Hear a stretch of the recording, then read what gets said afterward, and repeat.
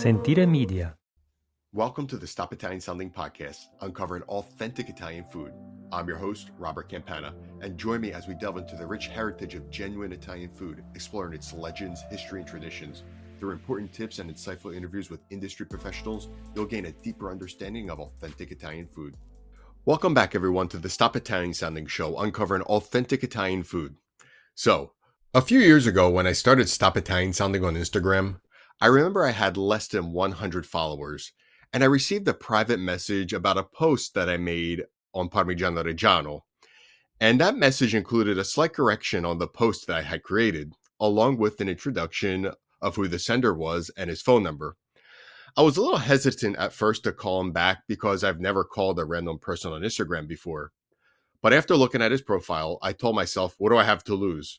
This person happened to be Mario Rizzotti, an Italian culinary expert and Iron Chef judge, who we have today on the show with us. Mario is dedicated to imparting a genuine understanding of authentic Italian cuisine. Rooted in love and shared with cherished company, true Italian cooking is an art form where every ingredient and presentation detail matters. Mario's commitment to excellence sets him apart, sought after by major corporations, nonprofits, and various organizations for his expert knowledge. Mario strives to create unforgettable culinary experiences, blending tradition with innovation to deliver truly memorable moments. Mario, thank you so much for taking the time and coming on the show with us today, and especially for being such an important reference point to me and many other people when it comes to authentic Italian cuisine. Well, Robert, thank you for having me in. What a great introductions. Give me 2 seconds. I had to clean up my tears because it was very touchy. You definitely wrapped up what I'm trying to do in the United States for many, many years. And I'm proud to be here with Stop Italian Sounding. Well, thank you again very much. And I'm looking forward to the conversation we're about to have. So, could you just take a minute or two and tell us about yourself? Who are you? Basically, what led you down the road of food and Italian food, to be specific? Sure. Well, Mario Rizzotti, as you probably already sum it up pretty good, as an Italian culinary expert. I love to travel the country and spread the voice of authentic Italian food, and not only authentic Italian cuisine, and not to diminish the American Italian, which I truly respect, but I want to make sure that people knows that there is a distinction somewhere, somehow, that something fell through the gap, I guess. So therefore, this is why I tell everybody the same thing.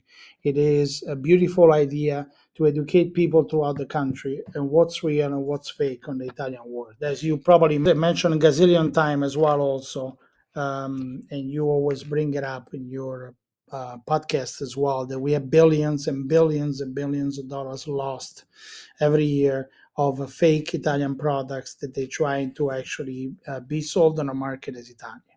So what led me down through this beautiful road is very simple.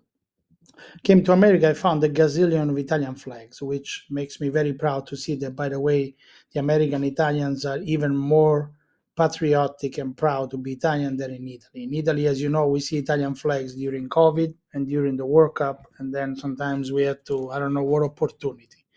In this case, I found Italian flags almost everywhere. But my concern was we have all these Italian flags and I don't see much of Italian food. And on top of that, what I noticed, which was even worse, is that not only was not Italian food, but people were so worried about teaching Italian cuisine, but nobody was concerned to teach the consumer about authentic Italian ingredients. That is what makes the dish good as well. Besides grandma's touch, besides your touch, besides your ideas or your culinary experience. If your ingredient sucks, guys, I'm sorry, the dish will never turn out to be the same. It's nothing. If you're gonna put bacon in a carbonara, I'm sorry, guys, it's not gonna work. Absolutely, you're 100% correct. And just to set the record straight, you mentioned carbonara. The real way to make carbonara is It's with guanciale, but again, I approve pancetta as well because when I grew up as a kid, I had pancetta as well in my carbonara cut very thick. But on the other hand, it's definitely not with bacon, it's not with peas, it's not with cream, and there is no such a thing as vegan carbonara. Please, guys, stop saying vegan carbonara. It's like if you say you see a red car and then you call it a Ferrari. I mean, it's not the same thing. Absolutely. And you know what? That analogy that you just used, I use it all the time. And I have to say, I got it from you. So Thank you. let the record be told. I got it from Mario Rizzotti. And you're right with that. You add peas to carbonara. It's not carbonara. Call it something else. Yes, call it whatever you want, but don't call it anything else that is not what you want it to be. Because sometimes people just abuse this name for everything. So And as I mentioned before, you were literally one of my first followers. And I have to thank you really for sticking with me and I'm believing in still me. a follower. And you're still my follower. Yes, you are. Yes. So I have to really thank you for that, and for teaching me a lot as well. You, like I said before, you still are a point of reference for me, and I appreciate that. What challenges have you personally faced when it comes to what you do, and Italian versus Italian sounding products? Have you faced challenges, maybe pushback from people when you try to do specific events or not? Well, definitely there is sometimes a pushback because some people grew up certain ways, and grandma's words, for example, in American Italian cuisine was the Bible. Whatever grandma say, however grandma did it, there is no other way because she's the best. She knows how to do it. But what happened is that grandma was used to use those ingredients and those brands when she came here, and they were Italian. But while grandma is growing up in United States, she unfortunately didn't know that certain olive oil company were bought out by Spanish company or by Japanese company, and then certain products are not anymore Parmigiano, but they were actually Parmesan cheese produced in Wisconsin. That what she called Pecorino Romano. When she goes to the store and she see Romano, she thinks it's the same thing. Don't forget also that many of our ancestors came here for the land of opportunity. So very limited education. They came here to make the money. And like me, this is the land of opportunity. So I came here to actually become successful. And I did not go to college, but it's a different generation for sure. So the biggest and the worst obstacle that I had is that to find our own people discussing and telling us that that's okay to use their product sometimes. So there was not all of them, but most of them they were coming to me. No, but it's the same thing. Oh, this is how my grandma makes. I understand, but things have changed. Grandma came here in 1972. We are in 2024. Things have changed in Italy as well. A lot of cuisine in Italy has changed. A lot of cuisine in Italy has adapted to all these immigrants that they coming in town, and the overuse of so many spices that in Italy we never use, but through African immigrants we start to use it and mix it in our cuisine. So there was a lot of contest out there and a lot of contrast that I had, especially from our own people. But again, thanks to the internet, thanks to Stop Italian Sounding, thanks to many other organizations, these things are changing, and we try. We're gonna die with this eternal battle and crusade, actually, that I tell everybody to educate people about authentic Italian ingredients and authentic Italian food. And I tell everybody I am gifted. I'm gifted because I was born and raised there. And when I come here, I am gifted that I know what the flavor profile and the parameter of the specific recipe is supposed to be. Sometimes, if you put 10 ingredients together and for you it tastes great, I respect your palate. Don't get me wrong. But if you've never been in a place where they made it through authentic Italian carbonara, matriciana, cacio e pepe, guys, there is a huge difference sometimes. Just because it tastes good doesn't mean it's good, and just because it suits your palate doesn't mean it's good. But I respect everybody's palate. But on the other hand, trying to stick sometimes to the classic recipes, and if you want to change it, go ahead. I am 100% pro on updating, get innovation in your recipe. The only thing I'm very upset about it, do not give them the same name. Because again, it's not the same product. It's not the same dish. It's not the same cuisine that we actually are used to as a classic. If you want to make your carbonara tomorrow and you want to use bacon, feel free. Don't call it carbonara. Call it Totally what agree. the heck you want to call it, but just don't even tell me. Totally agree. Totally agree. And I wanted to comment on one thing that you said when you were talking about our grandparents who came over to the United States and used ingredients and products that they were able to find locally at the time that maybe were not readily available. Um, or I should say, products from Italy that were not readily available in the United States. And one thing I could think of specifically is the use of garlic. That Italian Americans tend to use a lot of garlic in their cooking, which is not always true for that of authentic Italian cooking. Am I correct in saying that? You are correct. I do a lot of cooking events, and it's funny because I do them live on stage sometimes. And so I put my garlic in the oil when the garlic starts to turn a little bit brown for the specific recipe.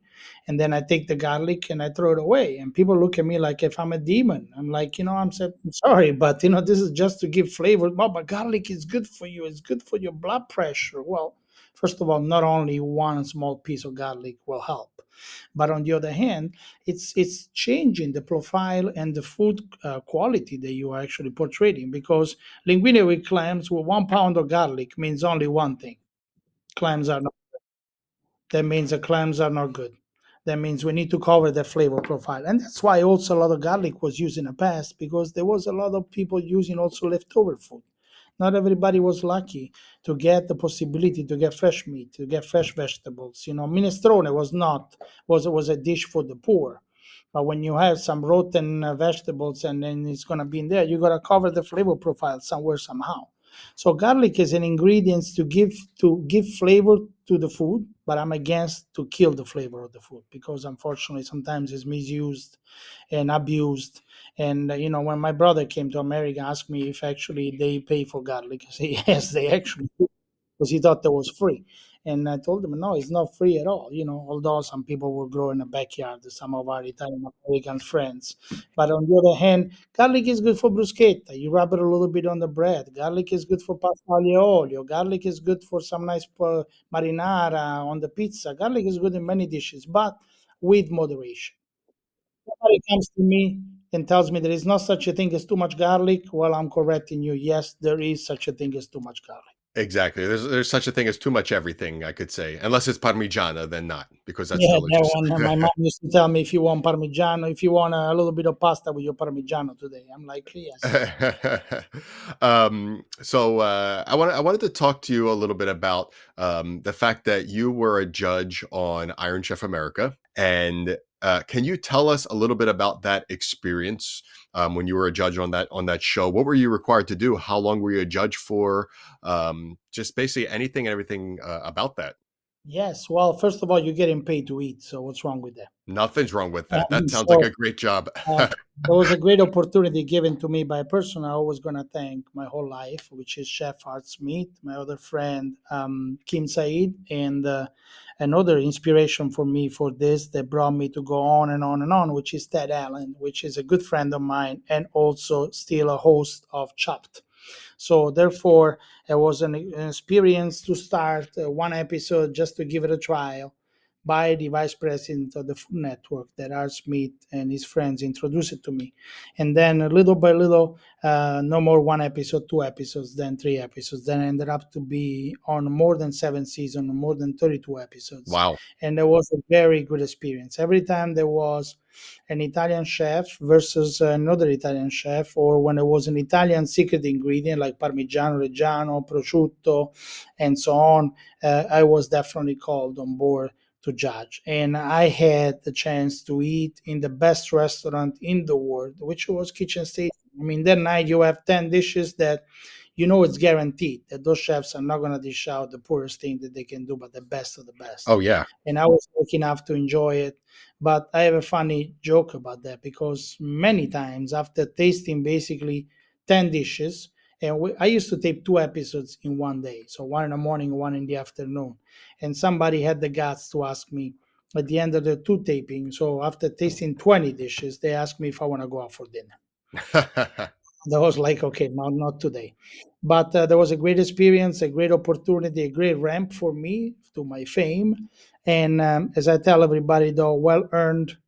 I just don't think it was luck, because luck is not earned, but I earned every single moment on this beautiful TV show, which I wish I can go a few more episodes. But right now the show is on a different platform, and I don't know if it's still gonna go on. But if they call me, I'm here. But it was an excellent experience and very, very good food. And for somebody that came from Italy, washing dishes in Glenview, Illinois, and going all the way to TV, And being that popular, I can tell you this is the land of opportunity, and meritocracy in this country is well awarded. That's amazing, and compliments to you, of course, for achieving that 7 seasons. Wow, that's amazing. Thank And just for our listeners that don't know exactly what Iron Chef is, how does that show work? So there are chefs that are invited to you. Yes. compete with their dishes, and then there's a panel of judges. You were one of them, and you have to rate based specifically on what? There is five Iron Chefs, and then at that point, a guest chef, well selected, is going to come on Kitchen Stadium, and he's got a chance to battle against one of the five chefs, one of the five Iron Chefs, which at that time was Batali, Morimoto, Bobby Flay, Ket Cora, and Michael Simon. And then more came up also throughout the season. So we changed judges throughout the season. I mean, Iron Chefs throughout the season.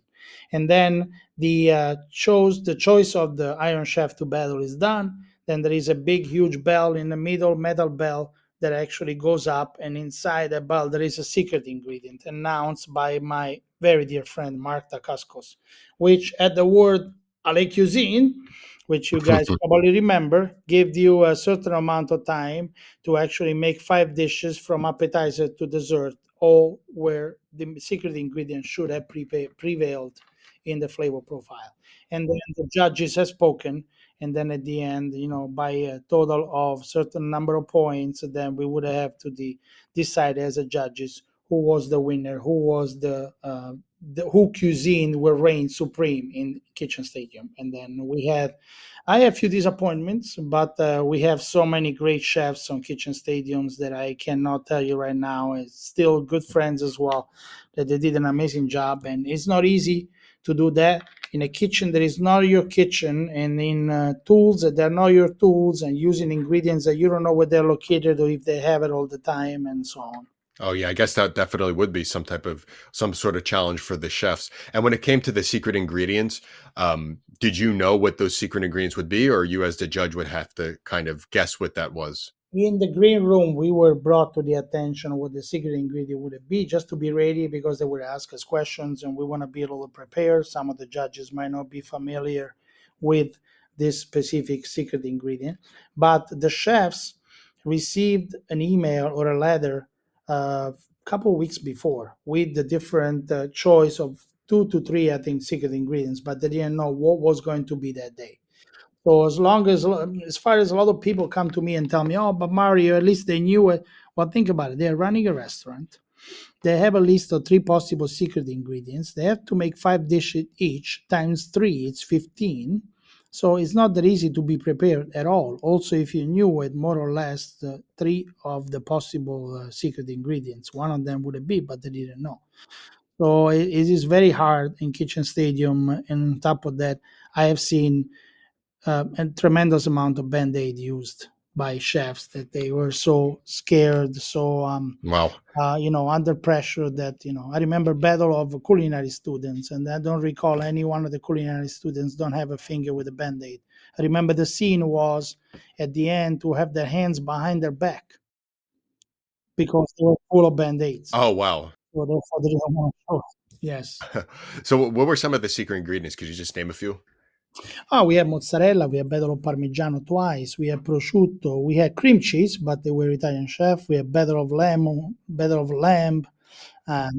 There was so many. There was definitely a beautiful experience. And when you go on Iron Chef, you really have to listen to what the chairman said. That says, "You come in here with an open mind and an empty stomach. So you have to be ready to try everything." You know what I mean? Absolutely, open mind and empty stomach. And you said a few minutes ago that your palate is definitely king. So if it's good for your palate, then that definitely helps. So you are clearly established as one of the leaders in this industry, I would say, and you have just been selected by the Italian government to receive one of the highest recognitions that an Italian basically could ever dream of. So first of all, I want to congratulate you on that because that's an Thank you. amazing achievement. Thank you. It's So pretty fresh. congratulations, Thank you. congratulations. Can you tell us about it? What is that recognition? How did you earn it? What is it about? Sure, that's actually called Cavaliere d'Italia, which is a Cavaliere is basically I've been knighted by the Italian government, and it was definitely an honor to see that because it's something that is a long process that doesn't come from me, but it comes from other people. But the Italian president of the republic sent this motivation that I just received actually a few days ago because I couldn't remember because that night they read it, but I had no idea. But Mr. Mario Rizzotti constantly try with a lot of passion to promote and devolve the knowledge of Italian cuisine and Italian culture in Illinois and all over the United States of America. For this reason, we decided to give to Mr. Mario Rizzotti the honorificenza, which you have to help me to translate. The recognition, the A award recognition recognition. of Italian Cavaliere d'Italia. So therefore, it's there was definitely something that it was an amazing achievement, especially for Italians abroad.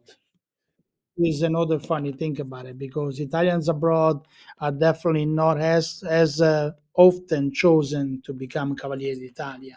And when I called Italy, everybody was impressed because after all, guys, 32 years in this country, and this one has been one of the biggest achievements of my life that made me proud, and I hope my kids will follow with that, and it made my family proud because it's definitely something that is not for everybody. When you walk around with the symbol of the Cavaliere d'Italia, the Italian army has to actually stop and give you a salute. So this is how important as well also this kind of Italian honorificenza.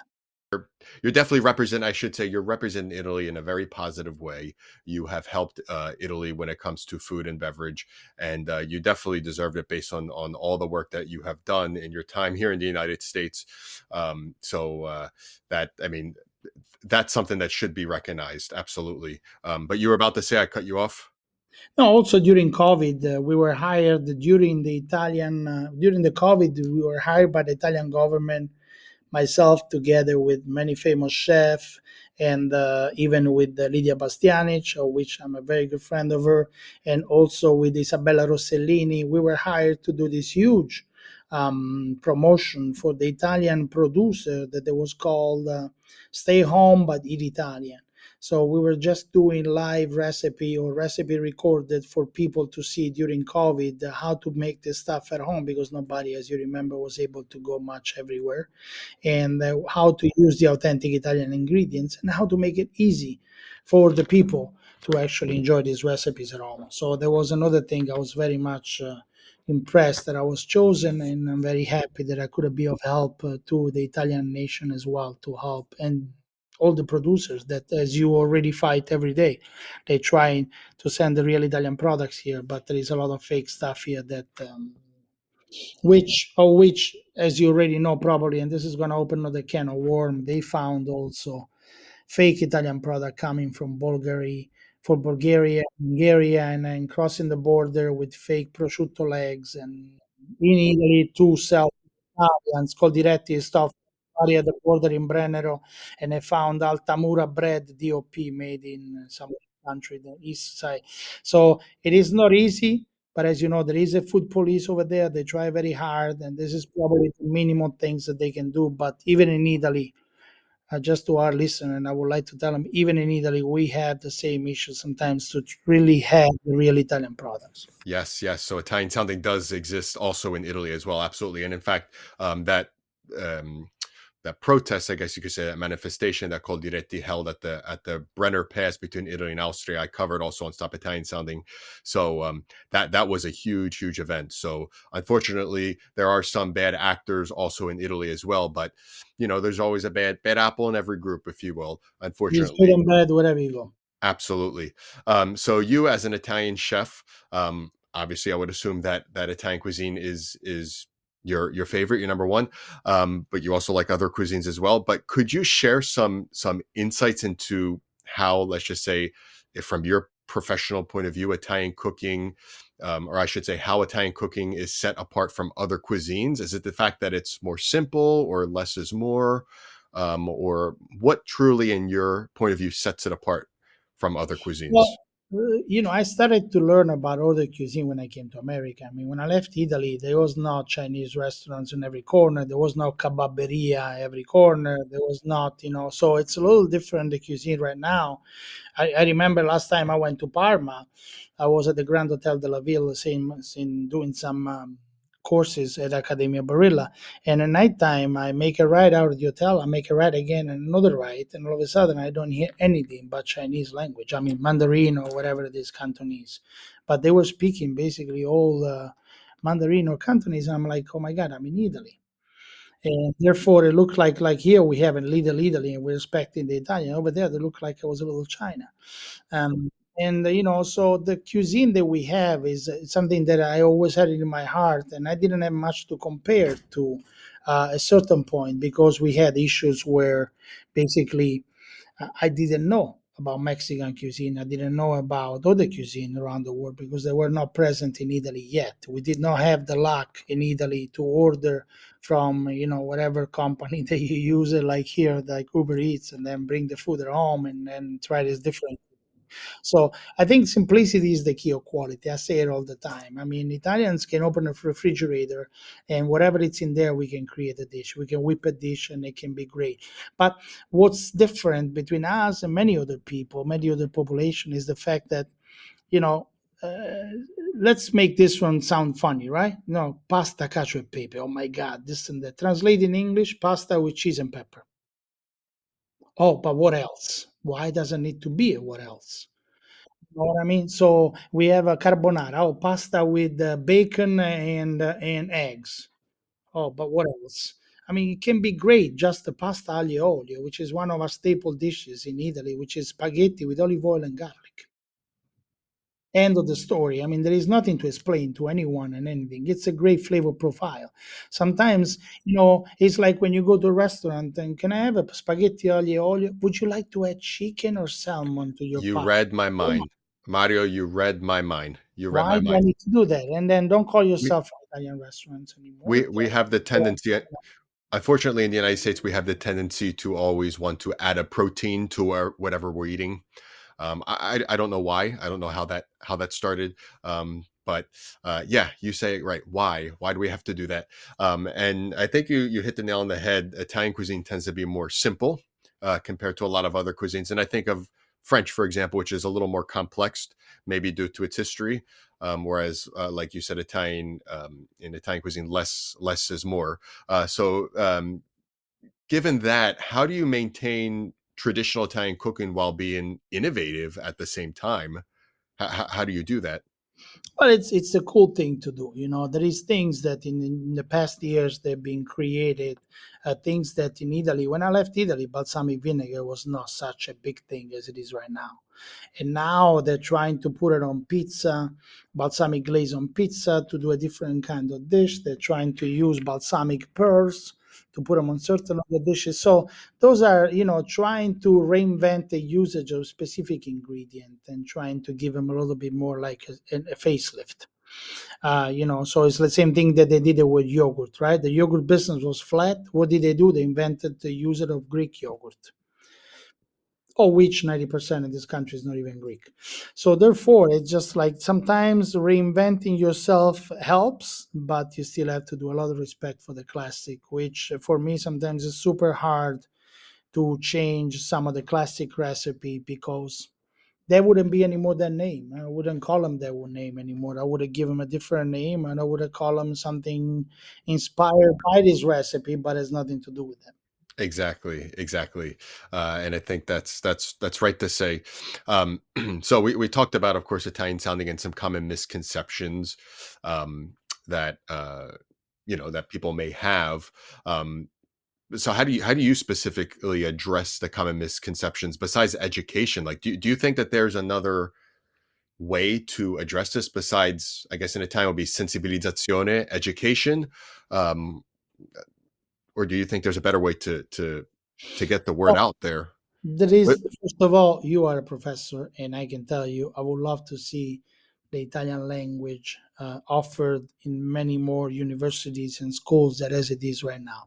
I know I have a good friend of mine, Lynn Scolaro. She fought very much for this, and she's still actually alive. She's a great friend, but I don't see enough education portrayed in the school. We're too much worried about it that we're stereotyped the Sopranos because they're not what Italians are, left and right, but nobody's worried about it. Telling let's teach Italian in the schools. Let's teach all this new generation that they want to go to Italy because Robert, let's be realistic. If I'm gonna ask you, tell me something that is gonna be in one word, tell me something that reminds you of art, food, culture, fashion, and cars. What Italy, country? There you go. of course. No other country can do that. Zero. You're So right. therefore, let's get some people to get more educated with the Italian language. All these American Italians, and by the way, I just want to make sure to all the American Italians that they're listening, I really respect all of you. I think that thanks to you, I also have a job, number one, but thanks to you also, we have a lot of education in this country about Italian cuisine that we probably couldn't dream about it. But Absolutely. let's go get your kids a passport. If you are Italian, if you are not only Italian blood, but you have an Italian passport, apply it for your kids. Give them a dual citizenship. Give them the possibility to go to Italy and come back and pronounce these dishes correctly. And go in the kitchen with grandma and say, Grandma, look, I learned how to do it too. And that would be great. But, again, this is a never ending crusade. I told you I'm going to die, keep doing this. And hopefully my kids will follow me on this because it is not easy. But authentic Italian cuisine in America is way far away from where we are in Italy right now. So I'm happy that we're working day after day, and I'm happy that we're actually getting there, but we're very far away to even explain people why we cook pasta al dente. Why my mom forced me to sit at the table when the pasta wasn't even cooked, and she said, "Sit here," but the pasta is not even prepared, Mama. And then she goes like, "Well, you sit there while it's hot, you eat it. It's not like, oh, kids, pasta is on the table whenever you feel Exactly. like it, go and eat." That's not the case. Exactly. So in that case, food brings people together, especially in the context of Italian cooking. It's always in the kitchen, sit down, eat, and be together. Of course. Real quick, what advice? Because we were just talking about educating Italian Americans, I should say, but not only everybody deserves a good education. So, what advice would you give to someone who wants to learn how to cook authentic Italian dishes at home? What if you had to give, I don't know, the top three things to do to start cooking authentic Italian dishes at home? Stop watching YouTube because definitely there is so much stuff in there that is not Italian. Number two, I know it is very hard and it is not for everybody's pockets probably, but go to Italy. Go to Italy, set feet in this land of opportunities also for you to learn the real flavors of Italy. Italy is a non-GMO country. Italy is a country where a tomato tastes like tomato, and things are changing unfortunately over there too. But then where actually you want a watermelon and it's there only in the month of July and August because watermelon in December in Italy is unheard. So go learn why we eat in season, why also we eat only pasta, pizza, and bread most of the time. Go learn that in Italy, 72% of our diet is based on vegetables. We don't eat meatballs every day, guys. You know what I mean? So it's not the case. There was something adapted here because it was so inexpensive for the Italian that they came here. They could not afford in Italy. And now they want the kids to go strong and then meat everywhere. So go. That's the main advice. I know it's gonna be very hard, but go to Italy and setting up all these TV shows that we see out there. I see anything from Stanley Tucci and to I had some of the guests of Stanley Tucci calling me and it says that this guy he just don't know about Italian cuisine. You mentioned eaten in season and seasonality, which Italians tend to eat according to the season. How do you convince someone that is not used to eating according to the season that it is important to follow um, the seasonality of products? How do you convince somebody who's been eating one way their whole entire life and says, "Oh no, it's okay to have this in this season. It's the same exact thing." How do Well, you face number that? one, the flavors are different. Absolutely. I mean, like everything off season does not taste good. Does not I taste as agree. good. Number two, try to get a watermelon on Christmas time and tell me if it tastes nice and juicy and watery as you get it right now on the shelves in the supermarket or in the fruit shop, whatever. So that's number one. Number two, if you care about your health, just eat on season, eat healthy, and make a little sacrifice. It's a very hard thing to do as a change, but it just doesn't hurt. Sometimes at this point, if you really want to eat tomato sauce and you want to have it in December, either you have what grandma made and it's in a basement jar, or buy some tomato passata from the stores that for sure has been picked in season and definitely tastes better than what's available on the shelf or in the fruit market at that time. Exactly. I totally agree with that. You mentioned before, Italy's a non-GMO country, correct? Yes, by law. And many other European countries as well. Yes, yes. They've been a non-GMO country for a while. Am I right? Yes, correct. Great, And great. they're also the first country that you already finally seen and all over the internet to ban synthetic and artificial meat to be Yes. used in any kind of food in Italy. So there is no way that we can do that. And what is your personal viewpoint on that? If somebody has issues health wise and that is a helpful thing for them, maybe I'm okay. I'm pretty sure that there is other alternatives to that. But on the other hand, let's give us what Mother Nature gave us, the way that they gave us, and let's try to find adaptation within what's already offered by Mother Nature. But we don't need to get into chemistries and chemical things to create something that we know is not going to be good for you. I So totally agree with you. I totally agree. Let's just accept what Mother Nature gives us. But then, on the same token, to continue focusing on innovation, but in the right way. Mario, I don't want to take too much of your time. Again, I appreciate you being here, but I had one last question for you. I have a question for you too. By the way, it's a surprise. Nobody asked you questions in your podcast.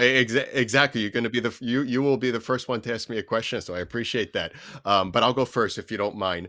Oh, What please. what projects right now are you involved in?